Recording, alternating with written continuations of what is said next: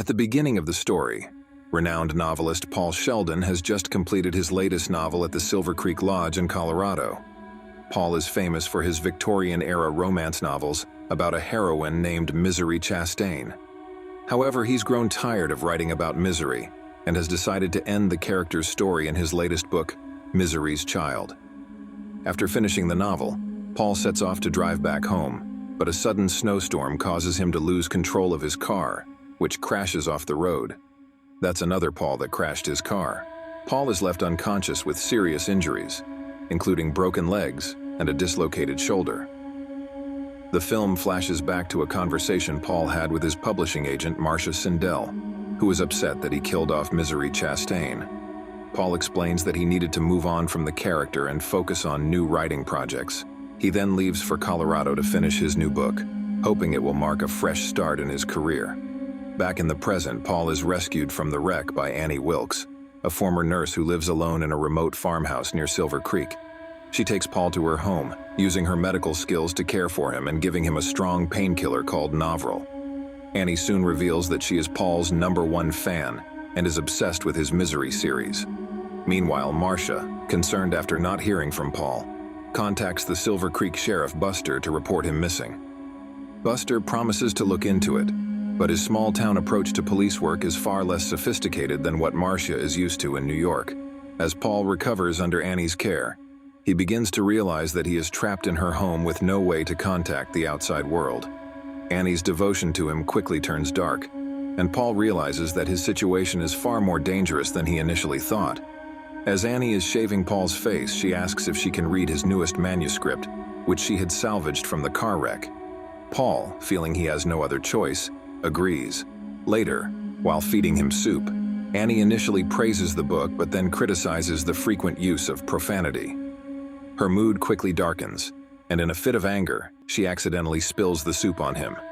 However, she quickly regains her composure and apologizes, leaving Paul increasingly uneasy. Meanwhile, Sheriff Buster and his wife, Virginia, are driving along the same road where Paul had his accident. They notice a tree with a broken limb, and Buster decides to investigate. He climbs down the hill a bit but doesn't spot anything unusual. The car is completely hidden under the snow, except for one tire that Buster misses. As they get back into their car to leave, Annie drives by, unknowingly passing close to the scene of the crash. Back at Annie's house, she shows Paul a copy of Misery's Child that she bought from town. Paul, sensing a chance to escape, asks if the roads are open.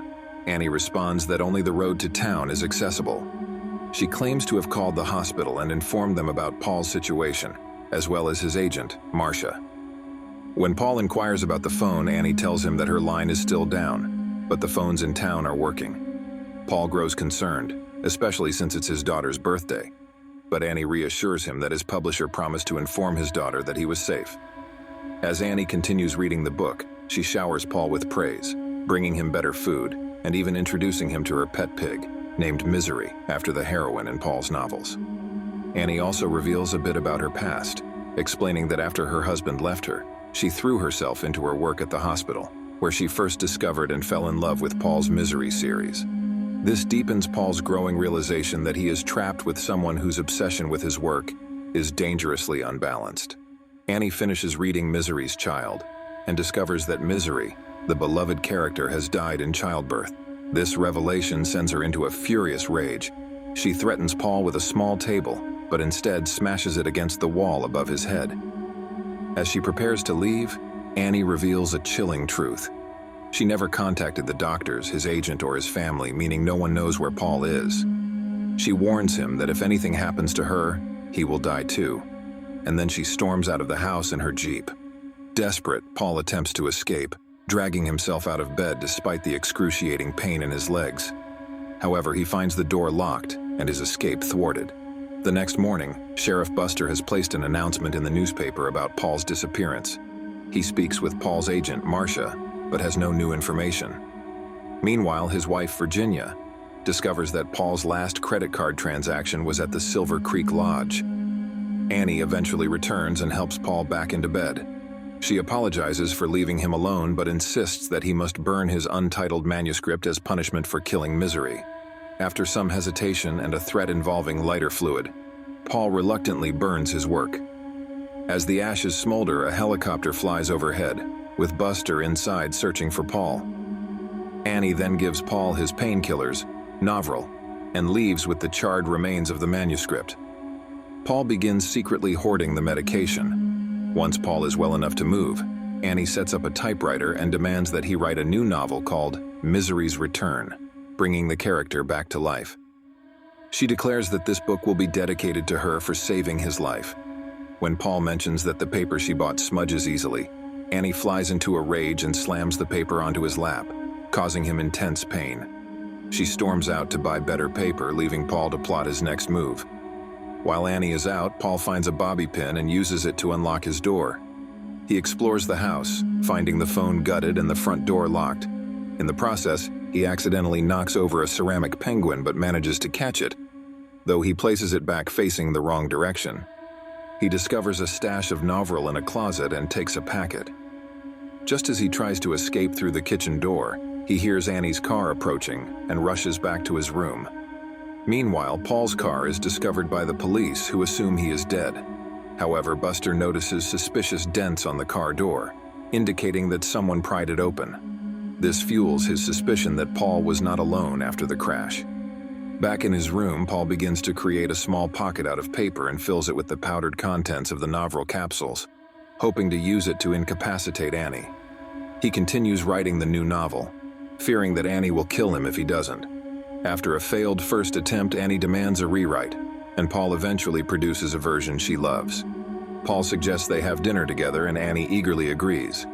During the meal, Paul offers a toast and secretly adds the Novril powder to Annie's wine. However, when she accidentally knocks over the candle, the poisoned wine spills. Annie, unaware of Paul's plan, apologizes and pours herself a new glass of untainted wine, leaving Paul devastated. As Paul continues writing, Annie grows increasingly erratic. One night she confesses her love for him and her fear of losing him as the book nears completion. She pulls out a gun, hinting at her suicidal thoughts, then leaves the house in a depressed state. While she is gone, Paul escapes his room again and retrieves a knife from the kitchen. He discovers a scrapbook filled with newspaper clippings, revealing Annie's dark past as a suspected serial killer who was accused of murdering several infants in her care as a maternity nurse. Paul returns to his room, hiding the knife in his arm sling, and waits for Annie's return. When she finally comes back, she heads upstairs to watch TV, unaware of Paul's intentions. He hides the knife under his mattress and falls asleep, preparing for whatever comes next. During the night, Annie injects Paul with a sedative, leaving him groggy and immobilized. When he regains consciousness, he finds himself strapped to the bed. Annie confronts him about his attempts to escape, revealing that she knew all along because of the ceramic penguin he had accidentally moved. He always faces south. She then recounts a horrifying tale about how miners who stole diamonds in South Africa were punished through a brutal method called hobbling. Without warning, Annie takes a sledgehammer and mercilessly breaks Paul's ankles, ensuring he can't escape but is still able to work. Meanwhile, Buster, the local sheriff, is growing more suspicious. After spotting Annie in town angrily yelling at a driver, he decides to dig deeper. He visits the local library and goes through old newspaper archives. There, he discovers articles about a series of mysterious baby deaths and Annie's subsequent trial, where she was accused but never convicted. He also notices a quote from a Misery novel that Annie had used during a press interview, which raises his suspicions further. Buster then visits the general store where the owner, Pete, mentions that Annie has been purchasing large amounts of typing paper. Convinced that Paul might be at Annie's farm, Buster drives out to investigate. Annie, sensing danger, sedates Paul again and hides him in the basement just before Buster arrives. Buster searches the house but initially finds nothing and is about to leave when he hears a noise from the basement, Paul accidentally knocking over a grill. Rushing downstairs, Buster finds Paul, but before he can react, Annie shoots and kills him with a double-barreled shotgun. With Buster dead, Annie tells Paul that they must die together. Paul, thinking quickly, agrees but insists they finish writing the book first. Annie, obsessed with Misery's Return, agrees, albeit reluctantly, and leaves to fetch Paul's wheelchair. During this brief moment, Paul secretly grabs a can of charcoal lighter fluid from the basement, preparing for a final, desperate attempt to survive. As Paul nears the completion of the book, he tells Annie that he needs a cigarette, a match, and a glass of champagne, a tradition he always follows after finishing a novel. Annie, familiar with this routine, is thrilled and eagerly complies. When she returns with the items, Paul suggests that they need a second glass for her. Overjoyed at the gesture, she hurries to fetch another glass. While she's gone, Paul soaks the manuscript with lighter fluid. When Annie returns, he lights it on fire right in front of her. Panicked, Annie tries to extinguish the flames, but Paul seizes the opportunity and slams the typewriter down on her head. A violent struggle ensues between Paul and Annie. As she fights back, Paul shoves the burning pages into her mouth, trying to overwhelm her. Annie, though badly injured, manages to get up and moves toward Paul in a final attempt to attack him. Paul trips her, causing her to fall and hit her head on the typewriter, knocking her out cold. Paul, severely injured and exhausted, begins to crawl out of the room, but Annie regains consciousness and grabs him, attempting to drag him back. Desperate, Paul grabs a heavy doorstop shaped like a pig and bashes her in the head, finally killing her. Months later, Paul is back in New York City, walking with the aid of a cane. In the original novel, he has a prosthetic foot. He has published a new book titled The Higher Education of J. Philip Stone, which is receiving positive reviews, with Marcia, his agent, suggesting it might even win some awards. Though pleased, Paul insists that he wrote the book for himself, not for acclaim. Marcia then suggests that he write a non-fiction account of his terrifying ordeal with Annie Wilkes, but Paul declines.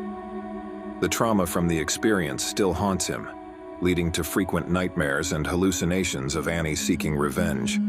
As they talk, Paul suddenly sees Annie and reacts in horror, but it quickly becomes clear that he was only hallucinating. The figure he thought was Annie is just a waitress. The waitress, unaware of his distress, cheerfully tells Paul that she's a big fan of his work. Paul, still shaken, responds with a quiet and humble, "That is very sweet of you. And it would be sweet for you if you watch these recaps on the right next." Subscribe for uploads every other day, grab your popcorn, enjoy yourself, and see you soon, my friend.